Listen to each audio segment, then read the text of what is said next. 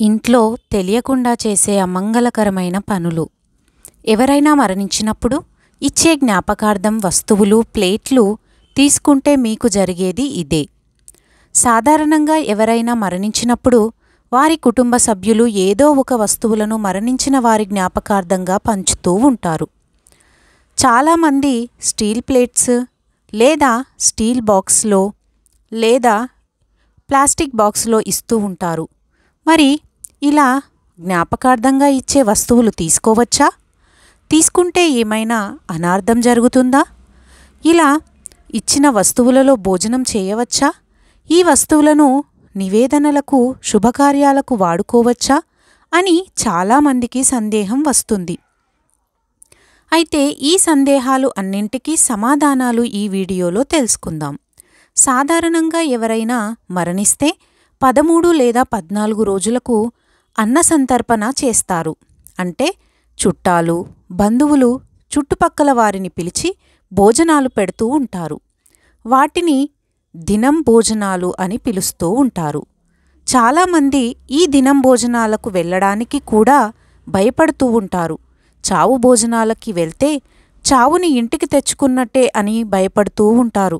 కానీ ఇదంతా అపోహ మాత్రమే. ఇలాంటివి అస్సలు నమ్మకండి. దినం భోజనాలకు వెళ్తే చాలా మంచిది.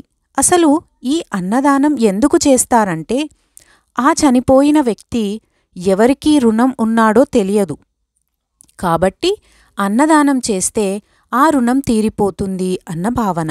దినం భోజనాలను పితృదేవతా ప్రసాదం అని, ఆ ప్రసాదాన్ని తప్పక స్వీకరించాలని శాస్త్రాలలో చెప్పారు. కనుక దినం భోజనాలకు అందరూ తప్పకుండా వెళ్ళాలి. అంతేకాదు, ఈ అన్నదానం వలన చనిపోయిన వ్యక్తి ఖాతాలో పుణ్యం పెరుగుతుందట. దానివల్ల పాపం కూడా తగ్గిపోతుంది. కాబట్టి చనిపోయిన 13 లేదా 14 రోజులలో పెట్టే దినం భోజనాలకు ఎంతో ప్రాముఖ్యత ఉంది. ఎటువంటి భయం లేకుండా ఎవరైనా సరే ఈ దినం భోజనాలు చేయవచ్చు. దానివలన ఎటువంటి కీడు జరగకపోగా చాలా మంచిది కూడా. ఇక ఇలా దినం భోజనాలు పెట్టిన తర్వాత చాలామంది చనిపోయిన వారి పేరు చెక్కించిన జ్ఞాపకార్థంగా ఏదో ఒక వస్తువును పంచుతారు. చాలా వరకు అందరూ స్టీల్ ప్లేట్లు, బాక్సులు లేదా డబ్బాలు పంచుతారు. వాటిపై చనిపోయిన వారి పేరు మరియు చనిపోయిన తేదీ కూడా రాసి వాటిని జ్ఞాపకార్థంగా అందరికీ పంచుతూ ఉంటారు. వీటిని బహుమతి అని భావించకూడదు. ఎందుకంటే బహుమతిగా తెచ్చుకోవడానికి అది శుభకార్యం కాదు. కాబట్టి ఇలా పంచే వాటిని దానంగా స్వీకరించాలి. అయితే చాలామందికి ఇలా జ్ఞాపకార్థంగా ఇచ్చే వస్తువులను తీసుకోవాలా, తీసుకోకూడదా అనే సందేహం కూడా ఉంటుంది. కొంతమంది ఇలా జ్ఞాపకార్థం ఇచ్చిన వస్తువులను తీసుకుంటే చెడు జరుగుతుందని భయపడుతూ ఉంటారు. కానీ అలాంటి భయాలు ఏమీ అవసరం లేదు. నిస్సంకోచంగా తీసుకోవచ్చు. ఈ వస్తువులను చక్కగా ఇంట్లో వాడుకోవచ్చు. పూజలు చేసేటప్పుడు కూడా ఈ వస్తువులను వినియోగించుకోవచ్చు. ఎందుకంటే ఈ జ్ఞాపకార్థం వస్తువులను ఏదైనా పుణ్యకార్యంలో వాడుకుంటే ఆ పుణ్యం చనిపోయిన వారికి కూడా చేరుతుందట. కనుక అనవసరమైన భయాలు పెట్టుకోవద్దు. జ్ఞాపకార్థం వస్తువులను తీసుకోవచ్చు. ఇంకొక ముఖ్యమైన విషయం ఏమిటంటే, ఈ కాలంలో చాలామంది జ్ఞాపకార్థంగా స్టీల్ లేదా ప్లాస్టిక్ వస్తువులను ఇస్తూ ఉన్నారు. అది చాలా పెద్ద తప్పు. ఎందుకంటే స్టీల్ ఎప్పుడూ దానంగా ఇవ్వకూడదు. వాటికి బదులుగా ఏదైనా ఒక చిన్న రాగి వస్తువులను లేదా చిన్న ఇత్తడి వస్తువులను గాని జ్ఞాపకార్థంగా ఇవ్వండి. వీలైనంత వరకు స్టీల్ వస్తువులను జ్ఞాపకార్థంగా ఇవ్వకపోవడమే మంచిది. అసలు మాకు జ్ఞాపకార్థంగా వస్తువులు ఇచ్చే అంత స్తోమత లేదనుకునేవారు దానికి బదులుగా చనిపోయిన వ్యక్తి పేరు మీదుగా పేదవారికి బట్టలు, స్వీట్స్ లాంటివి మీకు తోచిన దానం చేస్తే సరిపోతుంది. ఇలా ఏదో ఒక విధంగా చనిపోయిన వారి పేరు మీద దానం చేస్తే వారి ఆత్మ ఉన్నత లోకాలకు చేరుకుంటుందట.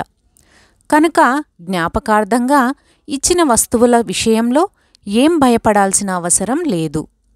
ఇప్పుడు చనిపోయిన వారి ఫోటోలు ఎక్కడ పెట్టుకోవాలి అనే విషయాన్ని కూడా వివరంగా తెలుసుకుందాం. చాలామంది ఎక్కడ పడితే అక్కడ పెట్టేస్తూ ఉంటారు ఫోటోలని. అసలు కాలం చేసిన వారి పెద్దల ఫోటోలని ఎక్కడ పెట్టాలి అనే విషయాన్ని ఈరోజు మన వీడియోలో తెలుసుకుందాం.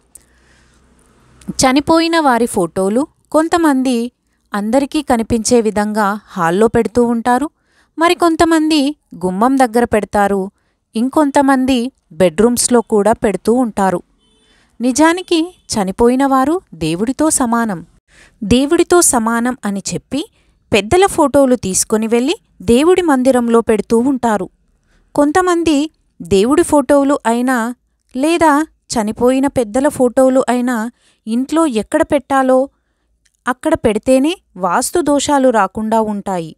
అదేవిధంగా వారి యొక్క అనుగ్రహాన్ని పొందగలుగుతాం. పెద్దల ఫోటోలను ఎక్కడ పడితే అక్కడ పెడితే వారి ఆగ్రహానికి గురి అవుతాం. తద్వారా ఇంట్లో శుభకార్యాలు కూడా ఆగిపోతాయి.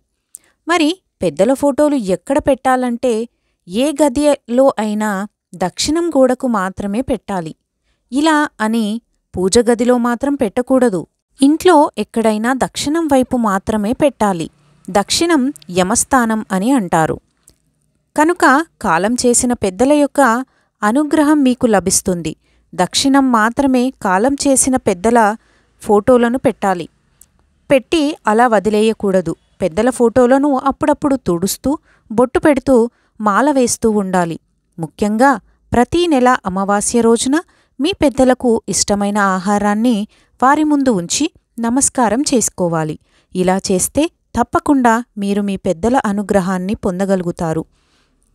పెద్దల దీవెనలు ఉంటేనే ఇంట్లో సంతానం కానీ వివాహం కానీ జరుగుతాయి.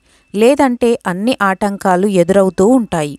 కనుక పెద్దలు మన కుటుంబాన్ని ఎప్పుడు దీవిస్తూ ఉండాలంటే వారి ఫోటోలని దక్షిణం గోడకు పెట్టి ఈ విధంగా చేసుకోవాలి.